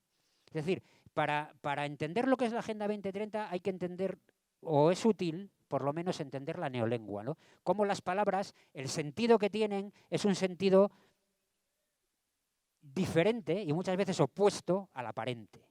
¿Vale? Por eso la Agenda 2030 la compra la mayoría de la gente, porque es el caramelo del pederasta. El niño coge el caramelo azucarado y no se imagina que el pederasta lo va a matar. Y eso es lo que estamos haciendo con la Agenda 2030. Y como es azucarada, está presente en todas partes. Está presente en ayuntamientos, en escuelas, en parroquias, en gobiernos autonómicos. Es el programa de gobierno mundial. O es una de las marcas del programa del gobierno mundial. Otra es el gran reseteo, ¿no? Y ese programa está en todos. O sea, podéis ver a cualquier político de cualquier partido con la insignia de la secta. ¿Vale? Está por todas partes, por todas partes. Y hay una cosa importante. Y es que es un programa hecho de arriba a abajo. ¿Vale? Hay una cosa que hacen en los pueblos, organizan, yo qué sé, pues foros de debate o de reflexión sobre la Agenda 2030 y tal. Es toda una mentira. Eso ya está hecho. Lo que pasa que en ingeniería social se utiliza el mecanismo de poner a la gente a discutir sobre una decisión que ya está tomada para que la gente crea que la han tomado ellos. ¿Vale? Yo soy consultor de empresas y os aseguro que esto se hace. ¿Vale? Os aseguro que se hace. ¿Vale? El dueño toma una decisión y contrata a alguien para que convenza a sus empleados de que la decisión la han tomado ellos. Es exactamente lo mismo que se hace con la Agenda 2030. Por eso habrá alcaldes que piensan que deciden ellos. Casualmente deciden lo mismo que un alcalde que está en Ecuador. Dices, qué casualidad que decidan lo mismo. ¿Vale? Que legislen lo mismo, que reglamenten lo mismo. ¿Por qué? Porque está hecho desde arriba. Está hecho desde las entidades corporativas que están en la cúspide, utilizando todos los mecanismos administrativos que están por debajo, ¿no? Hay un ejemplo, ¿no? El CEO, el presidente ejecutivo de BlackRock, que es uno de los mayores fondos de inversión del mundo, escribe encíclicas como el Papa. Y ellos tienen participación en todas las empresas prácticamente. Yo qué sé, pues son dueños del Santander, de Prisa, de Iberdrola, de Google, de Facebook. Son los dueños de todo, ¿vale? Y Larry Fink, que es el director, escribe cartas a los consejos de administración de esas empresas y les dice que tienen que implantar la Agenda 2030. Y entonces la gente se pregunta, uy, qué casualidad, todas las empresas con las mismas políticas, con las mismas estrategias. Sí, es porque les han mandado, ¿vale? Voy acabando. La gran narrativa y el gran reseteo, ¿no? Es otra de las características. La gran narrativa. Cuentan historias. Ha sido la historia de la COVID. La historia de la COVID es un guión, es una serie de televisión que se ha desplegado con un modelo que es la guerra de los mundos de Orson Welles, ¿vale? Que es el contar una historia y hacer que la gente se la crea. Es lo que hizo Orson Welles a mediados del siglo XX, contó que había una invasión extraterrestre y en Estados Unidos miles de personas salieron a la calle y muchos vieron a los extraterrestres. ¿Vale? Contar una historia, narrativas. Entonces la narrativa de la COVID es una narrativa que se está cerrando en estos momentos, que la están aterrizando y la están cerrando, pero vienen otras, vienen los cambios climáticos y van a venir los extraterrestres, acordaros de esto, y van a ser unos extraterrestres invisibles. Invisibles. Entonces, claro, no salgas de casa porque hay un extraterrestre. Ya, pero ¿dónde? Es que es invisible. Y la gente se lo va a creer, nos lo vamos a creer, porque están preparando a la sociedad para que nos creamos estos cuentos, ¿no? Y ya acabó. Como epílogo, 2021, Cumbre Global para la Sostenibilidad de la Tierra, para cuidar la Tierra. Montan una alianza que se llama el GEFANZ, ¿vale? El GEFANZ es una alianza de entidades financieras de todo el mundo destinada a convertir en dinero, en fondos de inversión, toda la riqueza biológica de la Tierra. Ya no minerales, ya no el agua, ya no las tierras, sino hasta tu digestión, hasta la clorofila, cualquier cosa que tenga una riqueza biológica, ellos van a ir, van a hablar con el ayuntamiento, con quien sea, van a decir, oye, ese bosque que tienes ahí tan chulo, ya te lo cuido yo, que hay que cuidar la tierra. Entonces, convertirlo en un bien de inversión para sacarle dinero. Claro, para hacer eso, lo que se necesita es inventariar todo y convertirlo en registros digitales, ¿vale? Por eso veréis cómo desde todas partes digitalización, digitalización, digitalización, ¿no? Incluidas las personas con un sistema de identidad digital, ¿vale? Básicamente es un patrón que todos conocéis. ¿Qué utiliza este cártel criminal y psicópata que gobierna la Tierra, que gobierna el mundo? O una parte, ¿no? Ellos intentan gobernarlo todo, pero hacen lo que hace el AMPA, lo que hace el mafioso. Entra en tu tienda y te dice, tú necesitas protección. Tú necesitas que yo te cuide. Y dices, ¿y por qué? Pues porque aquí puede haber un incendio. Y dices, ¿incendio qué va? Aquí nunca hubo un incendio. No necesito. ¿Estás seguro? ¿No necesitas mi protección? No. Vale. Casualmente esa noche hay un incendio. Y entonces llega el mafioso y dice, ¿ves? Ya te decía yo. ¿A que necesitas mi protección? Y tú le dices, sí, claro. Es el mecanismo, ¿vale? Lo que pasa es que hecho a escala mundial, hay un virus, necesitas mi protección, ¿vale? Hay un cambio climático, necesitas mi protección. Hay unos extraterrestres, necesitas mi protección. Controla la comida y controla el miedo y controlarás a la rata. Muchas gracias.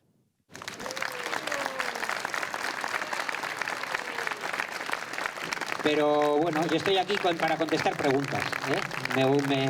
Bueno, el tiempo que tengamos, que los organizadores diréis. Yo lo que puedo hablar es de algunos principios que me parece que son útiles. No puedo dar soluciones, no las tengo, ¿vale? No las tengo para mí. Yo soy el primero que, bueno, pues está en la misma tesitura que todos los que estáis aquí, ¿no? Y con las mismas preocupaciones. Pero creo que hay algunos principios que igual sí se pueden aplicar. Creo que el globalismo necesita uniformidad, necesita que todo sea igual, porque cuando tú implantas un sistema informático necesitas estandarizar. En realidad es un sistema de taylorismo, de convertir la Tierra en una factoría taylorista, en una fábrica. Todo igual, todo estandarizado, todo catalogado. ¿Y eso cómo se combate? Con diversidad. Generar muchas iniciativas diferentes. Todas son válidas, una y su contraria, pero diversidad, mucha diversidad, ¿eh? Uno decide irse al campo y montar allí su gallinero y vender los huevos al trueque, y otro decide montar algo en su barrio, y otro monta una criptomoneda, o sea, que sea tan diverso que sea incontrolable. Esto les jode mucho, ¿vale? Diversidad en todos los aspectos, ¿vale? Creo que hay otra palabra que es clave para mí y es comunidad. No les gusta que nos juntemos.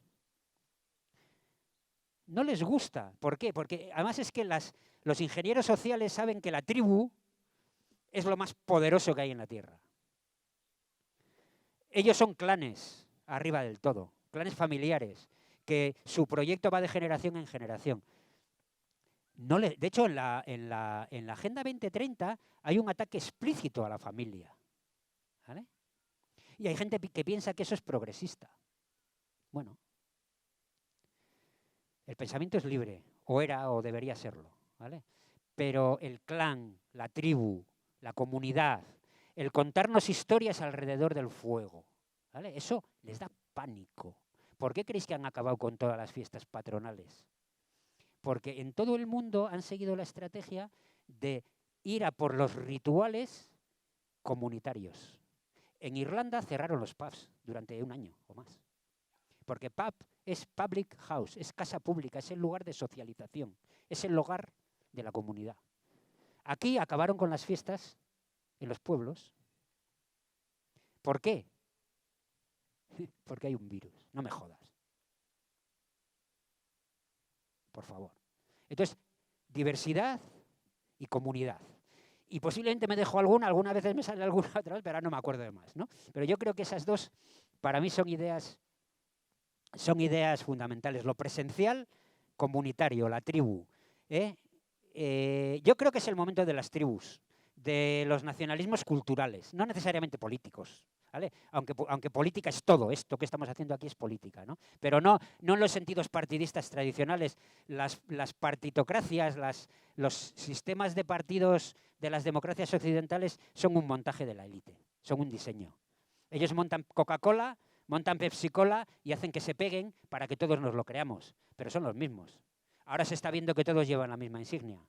Da lo mismo que seas un comunista en Podemos o que seas el rey Borbón. Todos llevan la misma insignia. O sea, te lo están diciendo claramente, todo es igual. Pero también es política esto, ¿no? El hacer comunidad y hacerlo presencialmente, además. Porque todo lo que sea presencial es mucho más difícil de controlar. Por eso te dicen, no, tú tienes derecho a una identidad digital. Haz digitalmente. ¿Por qué? Porque cada vez que una transacción o una comunicación es digital, alguien la puede intervenir y la puede controlar. ¿Vale? No sé si te he contestado, os he contestado, pero por ahí va. Más principios o ideas generales que yo no creo que haya una solución. Para nada. Yo creo que de lo que se trata es de que la acción de mucha gente, el vuelo de la mariposa, ¿no? que genera huracanes en la distancia, produzca que la historia vaya por un lugar diferente al que han diseñado estas élites. Que pasen cosas distintas a los que ellos quieren que pasen. Pero no creo que haya una solución. ¿Vale? Más preguntas.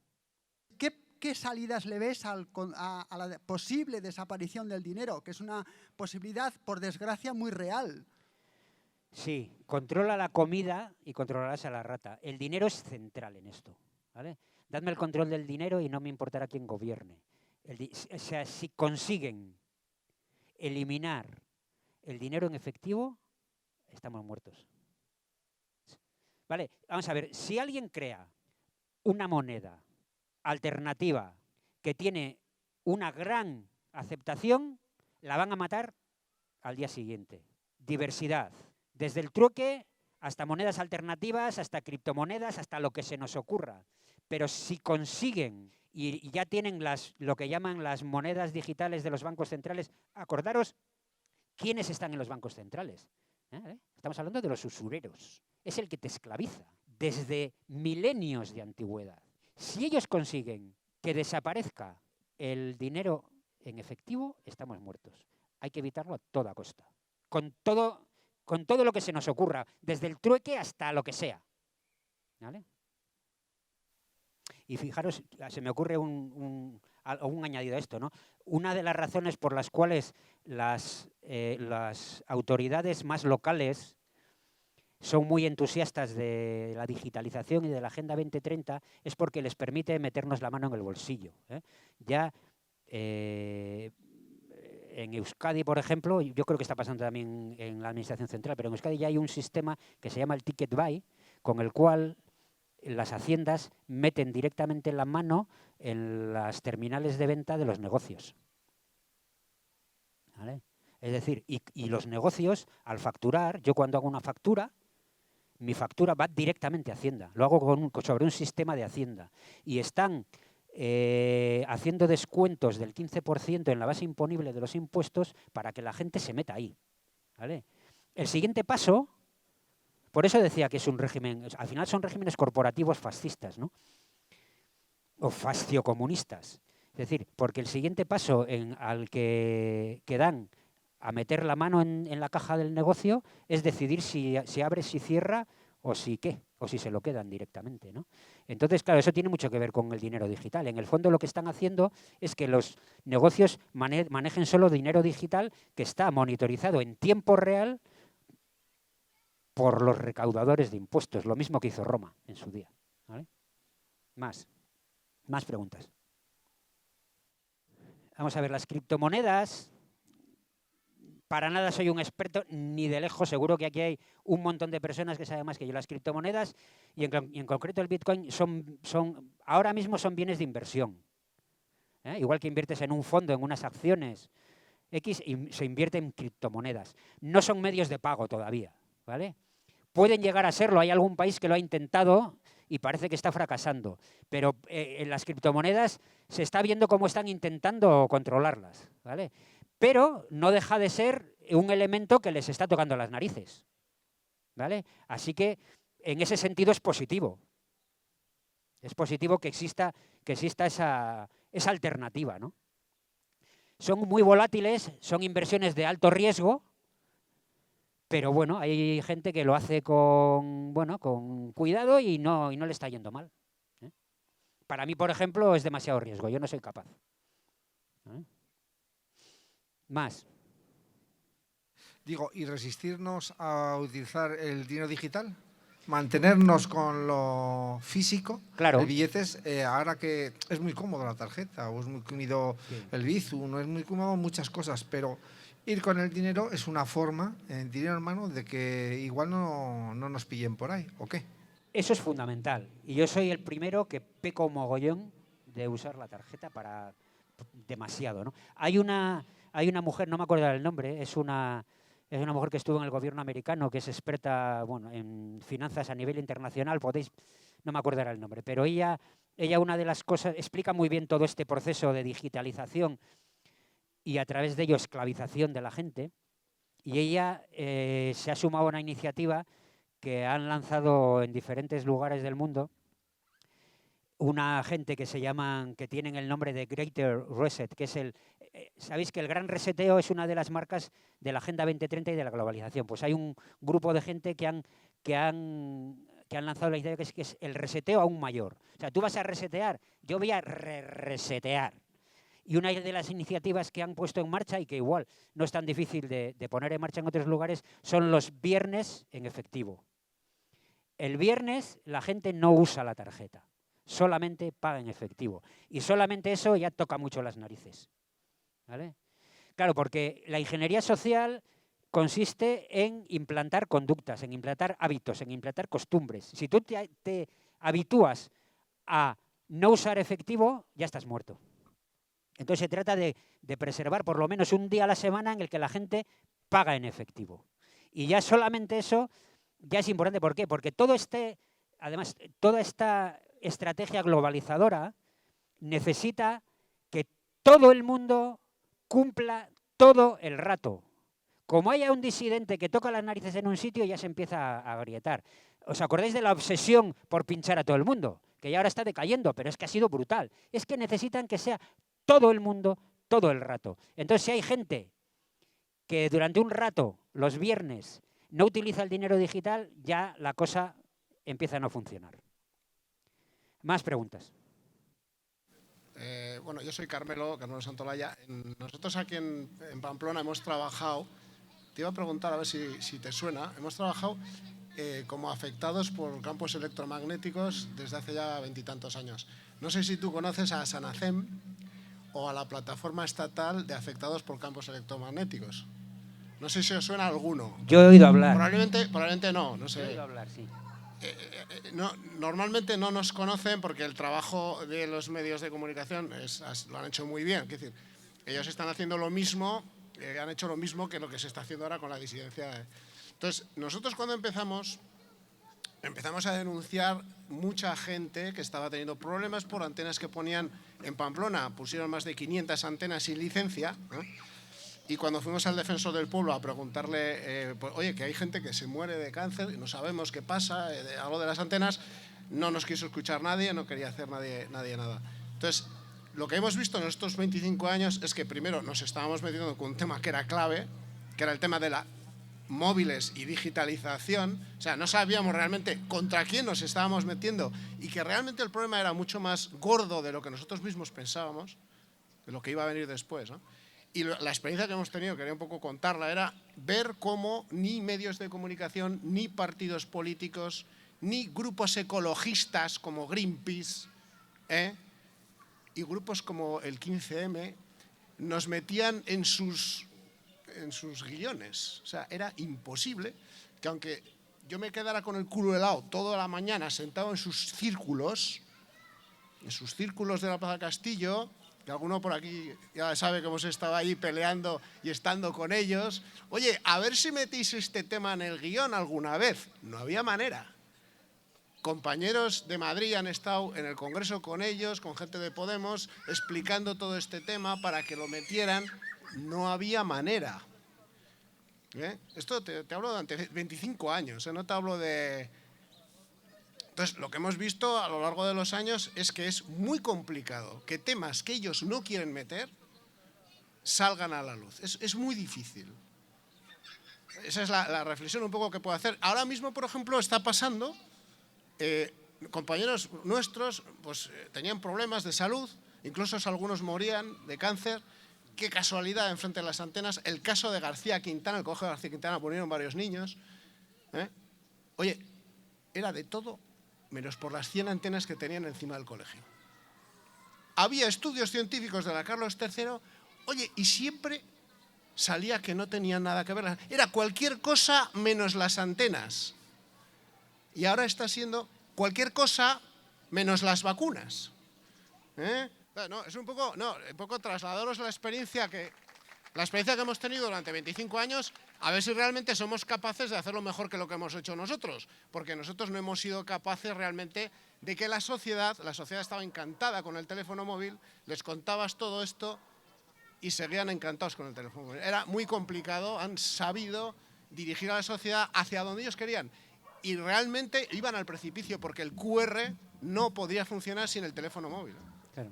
Sí, poco que añadir. Solamente quizás decir que recibimos una impronta o en realidad un adoctrinamiento y que además está muy manejado también por series de televisión y películas, etcétera, para rechazar la idea de que existe una élite minoritaria, muy minoritaria, que gobierna el mundo. Y entonces no nos podemos imaginar el nivel de control que existe. O sea, cualquier medio de comunicación, incluidas ya hasta hojas parroquiales, están controladas por entidades como BlackRock. Con lo cual, no hay realmente medios de información, hay solamente aparato de propaganda. Y es en ese contexto, si tú entiendes eso, lo que tú nos cuentas es lógico. ¿Cómo va a salir? ¿Cómo va a salir algo contra un proceso de digitalización?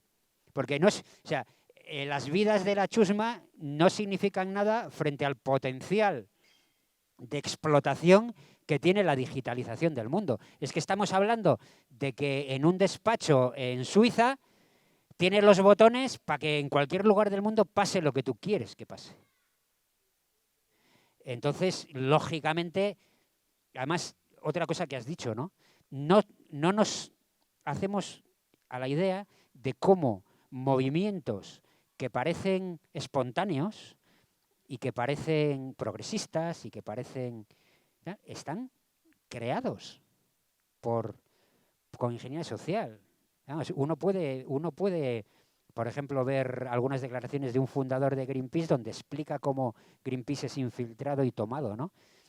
Organizaciones con gran prestigio como Amnistía Internacional, como... etcétera. O sea, todo el mundo del tercer sector, las ONGs, en realidad es una mega arma de ingeniería social. Y se salva muy poco. No digo todos, pero una gran parte. Por ejemplo, ¿veis lo que ha pasado con los camioneros en Canadá? Hacen un crowdfunding y la empresa de crowdfunding se queda con el dinero. O sea, ¿por qué? Porque cuando dicen crowdfunding, el dinero de la gente, el dinero de la sociedad civil para iniciativas civiles y tal, lo que están haciendo es colocarte el cebo para que entres allí en la trampa de ellos. Y cuando alguien intenta poner en marcha financiación para una iniciativa que no les gusta, cogen y se quedan con el dinero. O sea, está a punto de salir, aprovecho para decirlo ahora, un documental que es The Big Reset, que ha salido ayer, creo que han publicado el primer, o un tráiler, creo que es el segundo tráiler, creo que es, bueno, es un tráiler, va a salir ahora primeros de marzo, un documental muy, muy, muy importante, el director lleva trabajando, el director y su equipo llevan trabajando en él un año, y a mí me contaba que había intentado hacer un crowdfunding y en las plataformas de crowdfunding supuestamente, ¿no? Supuestamente civiles, supuestamente, ¿no? No acababa de poner el proyecto y ya se lo habían cerrado. Y al final consiguió uno allí en Estados Unidos y tal. O sea, Change.org, Greenpeace, Médicos Sin Fronteras, o sea, todo el tercer sector, las ONGs, son un gran instrumento de ingeniería social. Entonces, claro, evidentemente, mientras esa apariencia y no les hace mucho daño, les sirve, porque claro, oye, el caramelo del pederasta sabe dulce realmente, ¿vale? Entonces, es importante que parezca. Pero si alguien va con algo que toca el nervio, como vosotros con el tema del electromagnetismo, que no es el electromagnetismo, es la digitalización, lógicamente no te vas a comer nada. Tiene toda la lógica. Venga. Alfonso, has comentado lo del dinero en efectivo los viernes y a mí, vamos, me parece muy pueril porque aunque lo hagas, si les da la gana, se acabó, porque si ahora no te dejan más que utilizar 1.000 euros, hace un tiempo eran 2.500, ahora solo 1.000 euros. Y resulta que te vas a comprar un coche, le dices, para 14.000 euros, que te lo puedo pagar. No, solamente me puedes pagar esto, pero luego te lo financio. ¿Pero qué es esto? Sí, es así, pero cuando una organización se burocratiza en exceso, de manera que empieza a ser torpe y empieza a ser difícil sobrevivir, aparece una cosa que se llama mercado negro. Cuando los globalistas burocratizan, uniformizan y estandarizan, es natural que aparezca la alternativa a esa burocratización, a esa estandarización. Y con eso te contesto, ¿vale? Es decir, paradójicamente, muchas de las medidas que están tomando, por ejemplo, de aumento de impuestos, ¿no? Pues en el gobierno español, por ejemplo, claro, el país está quebrado. Y están haciendo lo que hicieron los romanos, o sea, intentar trapiñar de todo lo trapiñable, ¿no? Acabar con la clase media, pequeños negocios, ir a por las pymes. Paradójicamente, esas medidas lo que van a producir es el aumento de la economía en B. Porque la naturaleza es lo que es y se compensa, ¿no? Entonces, es cierto, no se pueden pagar más de 1.000 euros. Pero yo no me he preguntado aquí a nadie si ha pagado más de 1.000 euros en efectivo en el último año. No lo sé, ¿vale? Pero igual hay alguien que lo ha hecho, ¿vale? Entonces, no solamente hay un componente de alternativa, también hay un componente de desobediencia y de supervivencia, ¿vale? Yo estoy seguro que muchos autónomos a los que están masacrando, pero masacrando, van a pasar a hacer cada vez más parte de su negocio en B. Es que es un razonamiento de pura economía, ¿vale? Puramente técnico, va a pasar así. Y yo creo que con eso te contesto, ¿no? Cada uno pues tiene que buscar las vías, igual no es dinero efectivo, igual es trueque. Oye. Gracias. Venga. A mí me gusta mucho la geopolítica. Entonces, un poco a ver... China, claro, ¿qué pinta China? Sí, China. China, Ucrania, Venezuela, Cuba. También, oigo, entiendo que toda esta agenda es del capital. No, no es el capital. Vamos a ver, no es el capitalismo, es la oligarquía feudal, ¿vale? El capitalismo es otra cosa, ¿vale? Esto es una acumulación extrema de riqueza en la cúspide, ¿vale? Los de las vacunas o los que tenemos dudas con las vacunas y nos preguntamos cosas, estamos súper criminalizados. Bueno. Somos asesinos, vamos. Bueno, yo no me lo considero, ¿Ah, pero sí? bueno, es decir, también depende mucho. Vamos a ver, yo creo que voy a intentar contestarte, ¿eh? Geopolítica y a esto que dices. Vamos a ver. creo que una de las claves, antes he dicho lo comunitario y la diversidad. Creo que otra clave es salir de la posición de víctima. Yo no me considero una víctima de nada. Vamos a ver, víctima fue mi abuelo, que era un anarquista, que al pobre lo hicieron desaparecer y dejó 6 hijos, entre ellos mi madre, que tenía 2 años, ¿no? Pero yo no me considero víctima. O sea, yo me considero alguien que le toca vivir una época, que es esta, que es muy interesante y que tiene, bueno, sus retos. Víctimas eran los invadidos por Gengis Khan, que mataba a 1 millón en una noche, ¿vale? Entonces, si no actuamos desde la víctima, si no actuamos desde la asertividad y desde, bueno, nos ha tocado vivir esta época y la honramos, yo creo que estamos en otro lugar. O sea, a mí que realmente alguien me llame asesino por no pincharme, pues me la trae floja. Pues vale, no sé, no es algo que me afecte, ¿vale? Entonces, salir de esa posición de víctima y convertirnos, vamos a ponerlo entre comillas, pero bueno, en guerreros, ¿no? O sea, el que pelea puede ganar o puede perder, pero no es una víctima. ¿Me explico? Eso por un lado. Por otro lado, el tema geopolítico. Para entender la geopolítica, y yo no soy un experto para nada, pero creo que sí que hay una clave. Y es entender el principio de la dialéctica. Tesis, antítesis, síntesis. Las élites funcionan con un principio cultista, un principio hermético que es contraria sunt complementa. Los contrarios son complementarios. Cada vez que veáis bandos enfrentados, pensar quién está encima. O sea, cada vez que veáis la cara y la cruz de la moneda, pensar y buscar quién vive en el canto de la moneda. Porque la moneda tiene 3 caras. Tesis, antítesis, síntesis. Entonces, por ejemplo, tú ves China y dicen, oh, China contra Estados Unidos. Vale. Hay un plano en el que geopolíticamente China se enfrenta con Estados Unidos. De hecho, tienen estrategias imperiales radicalmente diferentes. Unos van con las pistolas y otros van con las inversiones. Los chinos invierten y los americanos invaden, ¿vale? Pero arriba hay una síntesis, porque son súper interdependientes y porque las élites americanas están súper conectadas con China, pero desde generaciones.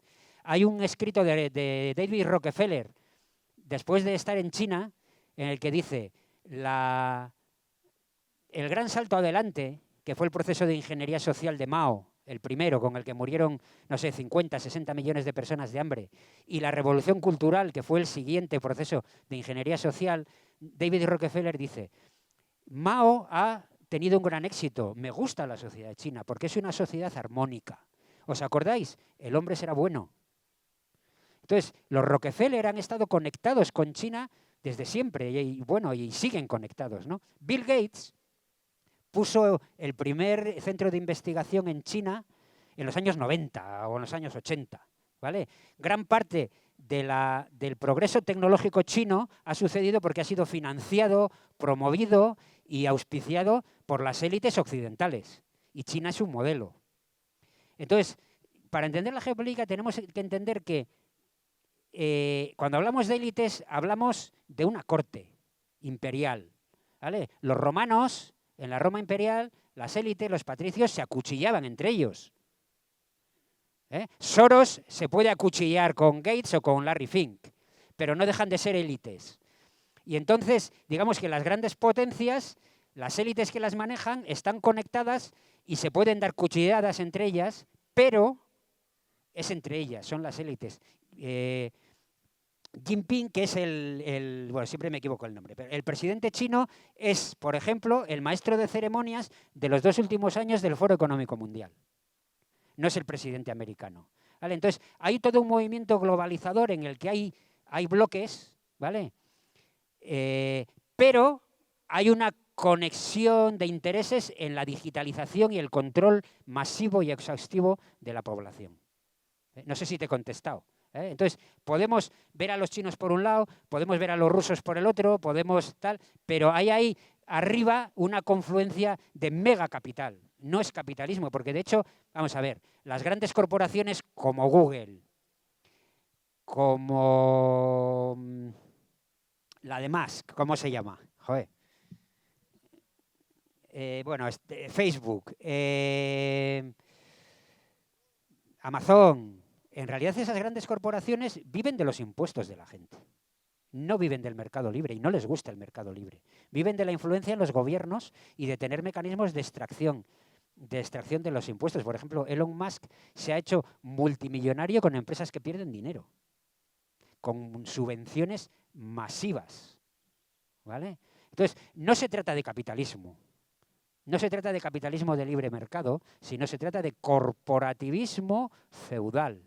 Control de los mecanismos de poder y hasta el punto de que ya no intentan venderte un producto con marketing, sino que legislan que estés obligado a consumirlo, ¿vale? No es capitalismo de libre mercado, es feudalismo moderno, ¿vale?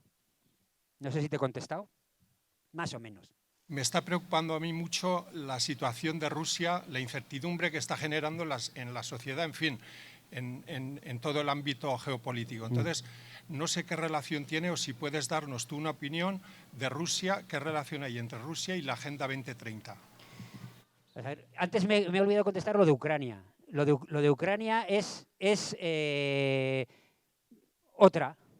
Lo de Ucrania es un montaje. De hecho, ya se les ha caído y seguramente vais a dejar de oír hablar de Ucrania porque se les ha caído. Es un montaje, sin más, ¿no?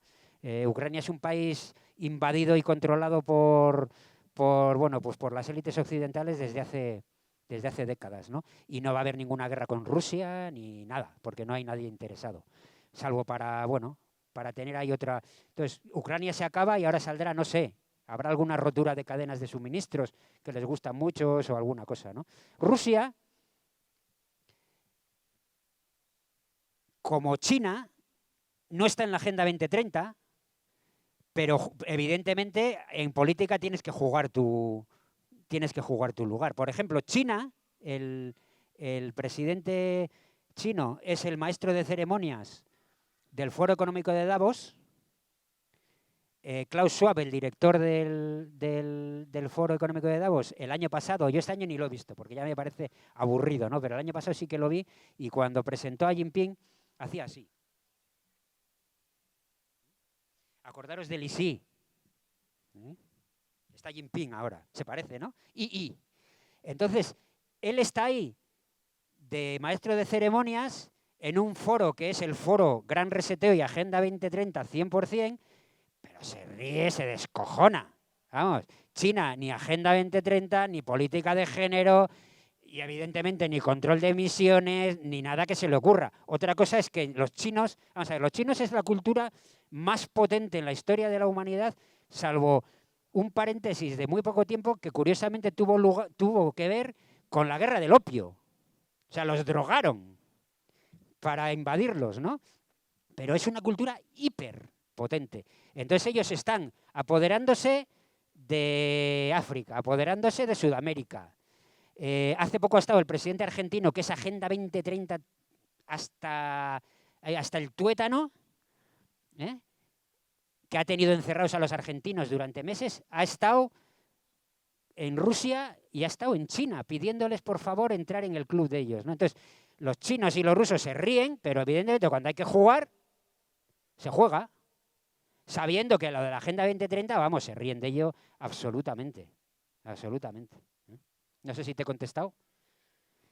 No va a haber guerra en Ucrania, prácticamente con toda seguridad. De hecho, yo no veo la tele, pero me da la impresión de que como el otro día vi una cadena tomando un café y me di cuenta que ya no hablaban de la COVID, que tenían una mesa de tertulianos que fueron expertos en virus y luego fueron expertos en volcanes y ahora eran expertos en Ucrania. Entonces hablaban todo el rato de Ucrania. Entonces ya, 24 horas Ucrania. Entonces la gente te llama y te dice, oye, va a haber guerra. Hostia. Un cuento absoluto. ¿Vale? Bueno, gracias.